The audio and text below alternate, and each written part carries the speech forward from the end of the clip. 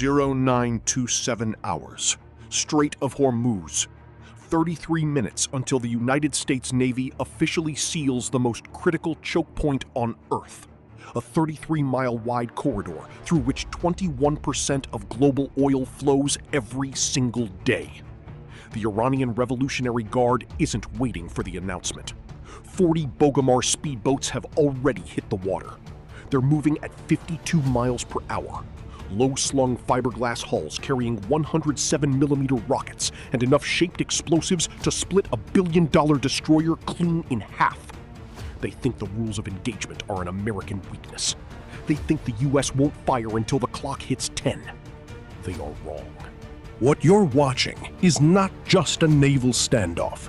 This is a battle for the global economy. 20% of the world's oil moves through this strait. Shut it down, and gas prices in Berlin, Chicago, and Tokyo don't just rise, they spike overnight. Supply chains fracture, airline routes shut down. The ripple hits every supermarket shelf and every 401k on the planet. Iran knows this. That's exactly why they moved. They had calculated, after watching months of diplomatic chaos between Washington and Brussels, that the United States was too politically fractured to respond with decisive force, that NATO was finished, that the moment to strike had finally arrived. 158 warships currently hold the line, the most concentrated display of naval power since the Second World War. 3 carrier strike groups, the USS Gerald R. Ford, the USS Dwight D. Eisenhower, and the USS Ronald Reagan, forming a wall of steel across the entire entrance to the Persian Gulf. And Iran just sent speedboats at it. Don't underestimate the Boghammar swarm. This is Iran's asymmetric doctrine at its most lethal. Not a single $2 billion warship, but 40 fast, unpredictable attack craft, each capable of independent targeting. 40 separate threat vectors. A missile defense system can intercept a salvo of missiles. What it cannot do, what no warship in history was fully designed to handle, is 40 boats moving in 40 different directions simultaneously. This is the Wolfpack Doctrine. Overwhelm the decision cycle, make the defender choose which wolf to shoot while the others close in. Iran also seeded the deep water channels with their most dangerous weapon, the EM-52 rocket-propelled mine. It sits silent on the seabed, dormant, invisible, until the acoustic signature of a 100,000-ton carrier passes overhead. Then it fires straight up. Iran's bet was simple. The Americans are watching the sky. They are not watching the floor of the sea. They had one fatal miscalculation. What Iran did not know, what they could not have known, was that the U.S. fleet had not simply arrived at the Strait of Hormuz. It had prepared it. MH-53EC Dragon helicopters, massive twin-rotor machines, had been systematically towing EMAC 105 electromagnetic mine-sweeping sleds through the deep water lanes for 72 hours before the first Boghammar hit the water. The EMAC 105 doesn't look for mines. It becomes the thing the mine is waiting for. It floods the water with a precise electromagnetic pulse, the exact signature of a 100,000-ton carrier hull, tricking every EM-52 into detonating prematurely. 200 feet of white water geysered into the morning sky. Again. By the time Iran's speedboats launched, the minefield was already gone. And the Aegis combat system aboard every destroyer in the fleet had already been tracking Iran's Nor anti-ship cruise missiles, turbojet-powered, skimming the wave crests at 30 feet from the moment they cleared the coastal cliffs. The enemy thought they had the element of surprise. The U.S. had been watching them the whole time. 9:28 hours. No warning, no radio hails. The forward deck of the destroyer erupts. The Mark 41 vertical launch system cycles at maximum rate. A volley of AGM-114L longbow Hellfire missiles streaking into the morning haze. These missiles do not need a human to guide them. Their millimeter-wave radar seekers lock autonomously onto the thermal bloom of outboard engines. 40 separate heat signatures, 40 separate kill solutions. Seconds later, the 57mm Mark 110 cannons aboard the USS Indianapolis begin thumping. 220 rounds per minute, each shell fused for airburst detonation. A tungsten rain that detonates 10 feet above the waterline. By 0937 hours, all 40 Boghammar boats are gone. No survivors, only burning oil slicks and sinking fiberglass. But Iran has a second act.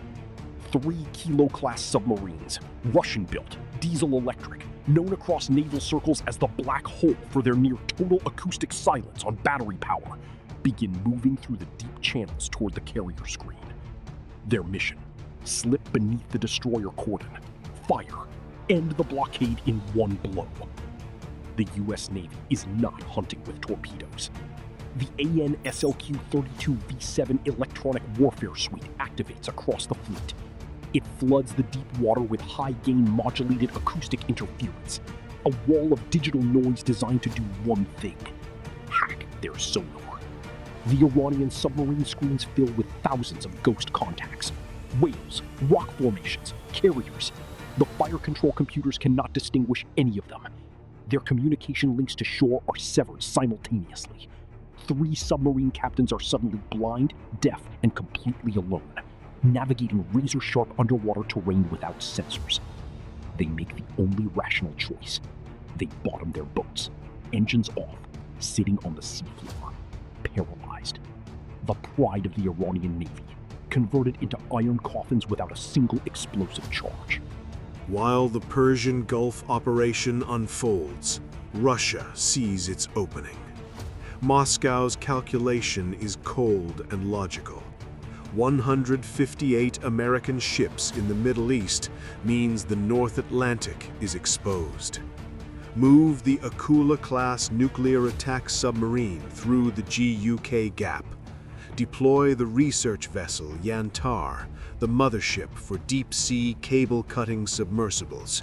Sever the fiber-optic arteries carrying 97% of all transatlantic data. Financial transfers, military command links, intelligence feeds. If the West cannot communicate, the blockade fails. Russia orders the move. They believe the king is too busy in the desert to see the knife moving toward his throat. They are wrong. The public withdrawal of U.S. naval assets from Norway, Iceland, and the United Kingdom, the carrier groups, the P-8 Poseidon squadrons, was a performance. A lie constructed at the highest levels, broadcast publicly, designed to be believed. 1400 Zulu, North Atlantic. The withdrawn U.S. fleet is running under total electronic blackout, 200 miles off the Irish coast. The moment the Akula class crosses the SOSUS array tripwire, the trap closes. 60 SSQ-53G sonobuoys hit the water from P-8 aircraft. A British Type 23 frigate activates its Type 2087 towed array sonar. 2 Norwegian Fridtjof Nansen-class frigates slave their hull sonars to the U.S. data link. The USS Donald Cook closes at 34 knots. For 18 days, the Akula is boxed. Every exit is a steel hull. Every surface attempt triggers an active sonar ping, the underwater equivalent of a gun pressed to a temple. On day 19, the ballast tanks blow.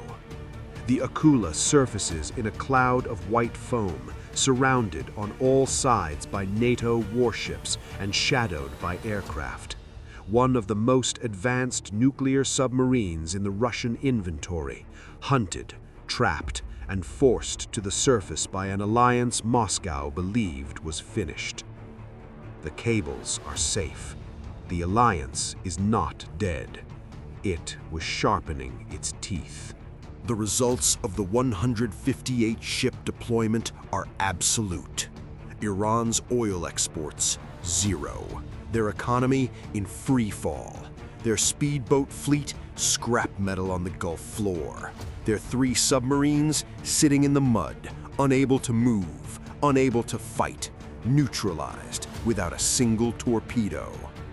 In the North Atlantic, the Russian Navy retreats in documented humiliation.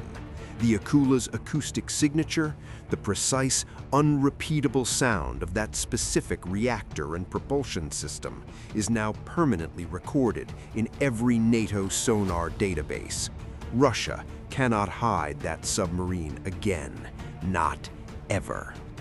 And the diplomatic firestorm, the public insults between Washington and Brussels, the leaked arguments and the photo op collapse, it was theater, the most successful strategic deception since the Second World War.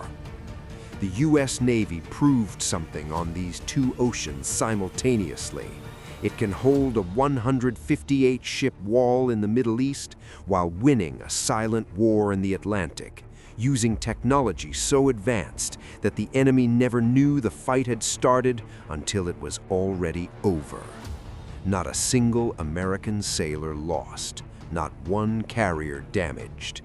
The ocean belongs to those who understand it. To the sonar technicians who spend 18-hour shifts in lightless rooms, to the crews of the P-8 Poseidons flying 10-hour orbits over freezing water, we see you. Your service kept the lights on while the rest of the world was looking the other way. If you or a family member served in the silent service, on a patrol squadron like VP-45 or VP-16, on an Arleigh Burke, on a nuclear boat, drop your ship or squadron in the comments right now. We want to hear the names of the units that kept the watch. And here is your question for today. Russia's Akula was forced to surface. Iran's submarines are sitting on the seafloor. The Atlantic cables are secure. But both adversaries now know the trap exists. Comment A if you believe Russia will attempt the cable operation again, this time with 2 submarines running decoy patterns. Comment B if the humiliation was so complete that Moscow pulls back from North Atlantic operations entirely for the next decade. A or B, drop it below. And if you want to see how the US Navy will handle the next move, because there will be a next move, subscribe now. We cover what the headlines won't.